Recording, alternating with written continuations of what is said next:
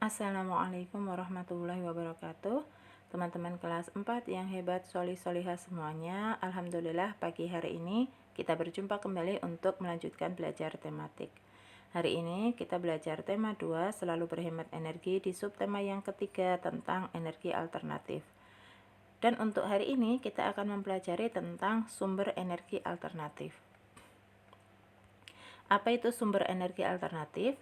Sumber energi alternatif adalah energi pengganti yang dapat menggantikan peranan minyak bumi dan diharapkan tidak berdampak buruk bagi lingkungan.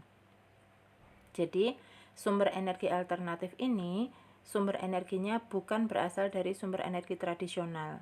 Sumber energi tradisional itu berasal dari sumber energi fosil, misalnya minyak bumi, gas alam, kemudian batu bara. Nah, untuk sumber energi alternatif ini tidak berasal dari minyak bumi maupun batu bara maupun gas alam itu, tetapi dari sumber energi yang lain. Nah, apa saja untuk sumber energi alternatif? Yang pertama ada matahari.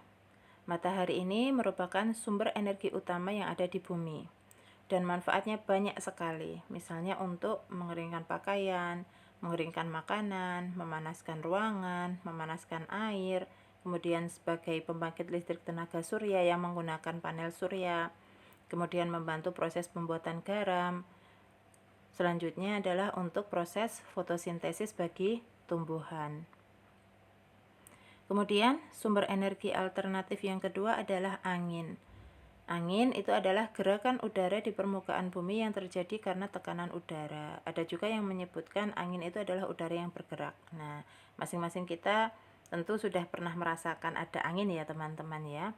Dan kegunaan angin ini dimanfaatkan untuk menggerakkan perahu layar, layang-layang, kemudian juga untuk menggerakkan kincir angin yang digunakan pada pembangkit listrik yang nantinya akan menghasilkan listrik nantinya. Kemudian sumber energi alternatif yang ketiga adalah energi air. Energi air adalah energi yang diperoleh dari air yang mengalir.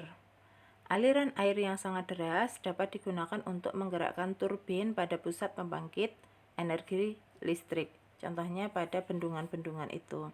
Nah, manfaatnya air di sini digunakan pada pembangkit listrik tenaga air atau disingkat dengan PLTA.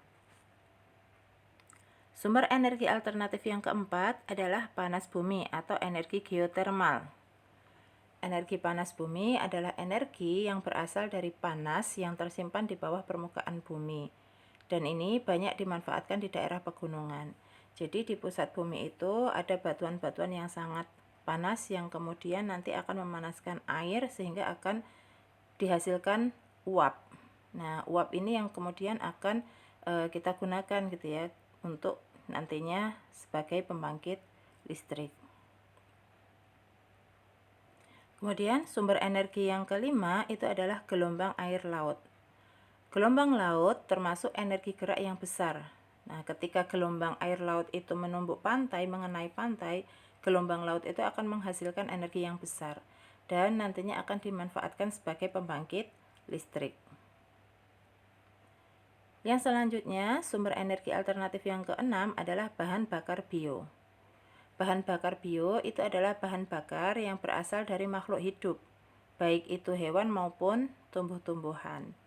Untuk contoh yang pertama adalah bahan bakar yang dihasilkan dari tumbuhan. Contohnya ada tumbuhan berbiji yang mengandung minyak.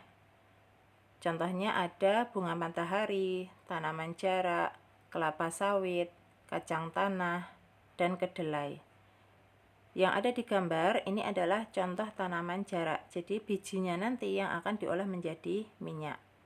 Kemudian bahan bakar yang dihasilkan dari tanaman-tanaman tadi dikenal dengan nama biodiesel. Nah, biodiesel ini digunakan untuk bahan bakar minyak, dapat untuk menggantikan solar. Kemudian contoh tanaman yang lain yang bisa digunakan sebagai bahan bakar adalah ada tanaman singkong, ubi, jagung, dan sagu. Ini yang dapat diolah menjadi bioetanol.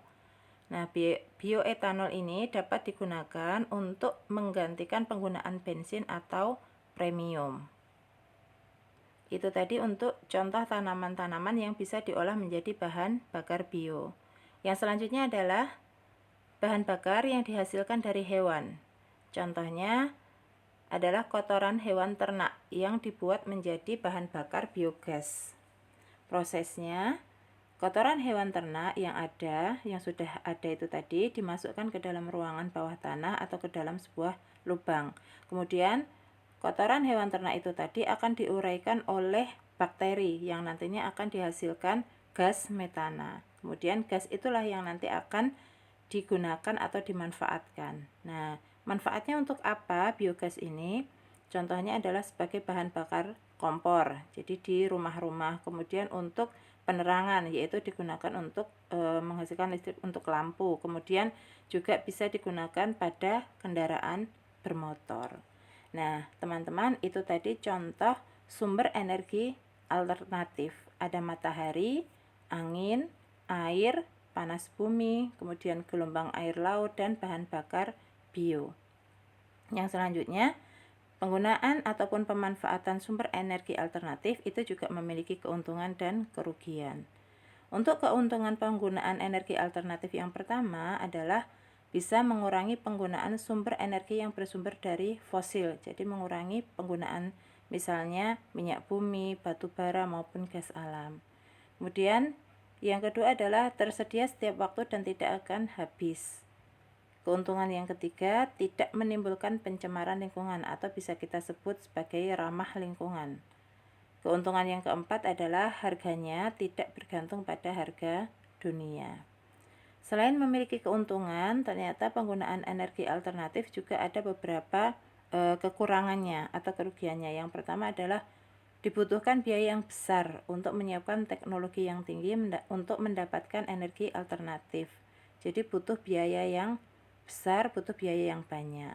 Yang kedua, dibutuhkan teknologi yang tinggi untuk mengubah energi alternatif menjadi bentuk energi listrik ataupun bentuk energi yang lainnya. Dan kekurangan yang ketiga adalah ketersediaan energi alternatif ini dipengaruhi oleh musim dan cuaca. Nah, itu tadi untuk beberapa keuntungan dan kekurangan atau kerugiannya penggunaan energi alternatif. Demikian teman-teman untuk pembelajaran kita hari ini berkaitan dengan sumber energi alternatif. Insya Allah untuk pertemuan yang selanjutnya akan kita lanjutkan dengan pembahasan selanjutnya. Ustadzah akhiri, tetap semangat semuanya. Wabillahi taufiq wal hidayah. Assalamualaikum warahmatullahi wabarakatuh.